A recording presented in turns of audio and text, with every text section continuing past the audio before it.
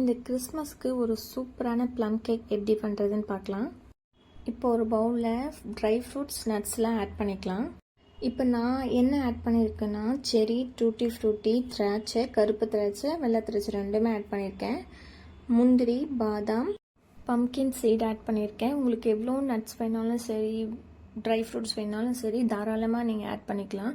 இப்போ நட்ஸும் ட்ரை ஃப்ரூட்ஸும் இப்போ ஒரு பவுலில் ஆட் பண்ணிவிட்டு இப்போ நம்ம ஒரு அரை மணி நேரம் மாதிரி ஒரு ஆரஞ்ச் ஜூஸில் நம்ம ஊற வச்சு எடுத்துக்கலாம். இப்போ இன்னொரு பாத்திரத்தில் ஒரு 1/4 கப் சுகர் எடுத்து நல்ல சிரப் மாதிரி நம்ம மெல்ட் பண்ணி எடுத்துக்கலாம். இப்போ அந்த சுகர் கூட நட்ஸையும் சேர்த்து ஓரளவுக்கு இந்த நட்ஸ்குள்ளே சுகர் இறங்குற அளவுக்கு விட்டுறணும். இப்போ ஒரு பவுலில் சுகர் எடுத்துக்கிட்டு அது கூடவே ஏலக்காய், பட்டை, லவங்கம் அரைச்சி வச்சுக்கலாம். இப்போ 2 எக்கு பீட் பண்ணிவிட்டு அது கூடவே நம்ம ரீஃபண்ட் ஆயில் ஆட் பண்ணி பீட் பண்ணி எடுத்துக்கலாம். இப்போ அது கூடவே சுகரும் ஆட் பண்ணி நல்லா பீட் பண்ணி எடுத்துக்கலாம். இந்தளவு பீட் ஆகிருக்கணும். இப்போ எந்த கப்பில் சுகர் எடுத்துருக்கணும் அந்த கப்லேயே தான் 2 கப் மைதா எடுத்திருக்கேன். இப்போ மைதாவை சலித்து சேர்த்துக்கலாம். கூடவே நம்ம கொக்கோ பவுடரும் ஒரு 1/4 கப் அளவு நம்ம ஆட் பண்ணிக்கலாம். இப்போ இது கூடயே நம்ம பீட் பண்ணி வச்ச எக்கும் ஆட் பண்ணி நல்லா பீட் பண்ணி எடுத்துக்கலாம். Baking powder, baking soda 2 teaspoon எடுத்திருக்கேன். அது கூடவே வெனிலா எசன்ஸ் கொஞ்சம் ஆட் பண்ணிக்கலாம். இப்போ பீட் பண்ணும்போது ரொம்ப கெட்டியாக இருக்கணும். கொஞ்சம் கொஞ்சமாக மில்க் ஆட் பண்ணி இந்த அளவு வர அளவுக்கு நம்ம பீட் பண்ணி எடுத்துக்கலாம். 3 டீஸ்பூன் கீ ஆட் பண்ணியிருந்தேன். நீங்கள் பட்டரும் ஆட் பண்ணிக்கலாம், கீ ஆட் பண்ணிக்கலாம், அதுவும் எவ்வளோ வேணால் ஆட் பண்ணிக்கலாம். இப்போ சுகரில் கொஞ்சம் வேக வச்சு எடுத்த நட்ஸு, ட்ரை ஃப்ரூட்ஸ் எல்லாம் ஆட் பண்ணிவிட்டு நல்லா கலந்து விட்டுக்கலாம். இந்த பதத்தில் இருக்கணும். லாஸ்ட்டாக dark chocolate or white chocolate நீங்கள் எது வேணால் ஆட் பண்ணிக்கலாம். நான் வந்து டார்க் சாக்லேட் தான் ஆட் பண்ணியிருந்தேன். டார்க் சாக்லேட் ஆட் பண்ணிவிட்டு நல்லா கலந்து விட்டுட்டு இப்போ நம்ம கேக் டின்னில் ஆட் பண்ணிக்கலாம். இப்போ கேக் டின்னுக்கு மேலே ஆயில் அப்ளை பண்ணிவிட்டு அதுக்கு மேலே பட்டர் ஷீட் வச்சுட்டு அதுக்கு மேலே ஆயில் அப்ளை பண்ணணும். பட்டர் ஷீட் வந்து வீட்லேயே தான் ரெடி பண்ணது. பட்டர் ஷீட்க்கு மேலே ஆயில் அப்ளை பண்ணதுக்கப்புறம் அதுக்கு மேலே நம்ம மைதா மாவு ஆட் பண்ணி எல்லா பக்கமும் ஸ்ப்ரெட் பண்ணி விட்டுக்கலாம்.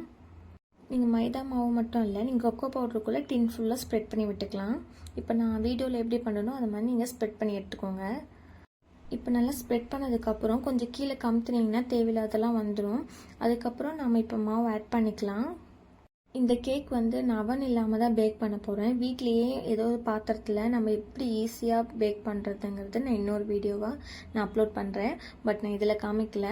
இப்போ மாவு ஆட் பண்ணதுக்கப்புறம் நல்ல ஒரு ஸ்டிக் எடுத்து இப்படி நல்லா கிளறி விட்டுக்கலாம். அப்போ தான் வந்து பபிள்ஸ்லாம் இருந்தால் உடஞ்சிரும். இப்படி நல்லா தட்டி எடுத்துக்கலாம்.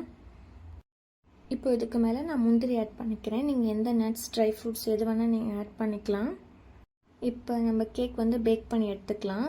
இந்த கேக் வந்து பேக் ஆகிறதுக்கு எனக்கு ஒரு 50 மினிட்ஸ் ஆயிடுச்சு. நடுவில் ஓப்பன் பண்ணி ஒரு ஸ்டிக்கை வச்சு குத்தி எடுத்து பார்த்துட்டே இருந்தேன்.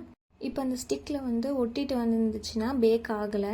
இப்போ வந்து நான் பார்க்கும் போது இது ஒட்டிட்டு வரல, அதனால என்னோடய கேக் வந்து பேக் ஆகிடுச்சு. இது நான் ஆறுனதுக்கப்புறம் நம்ம எடுத்து வச்சுக்கலாம்.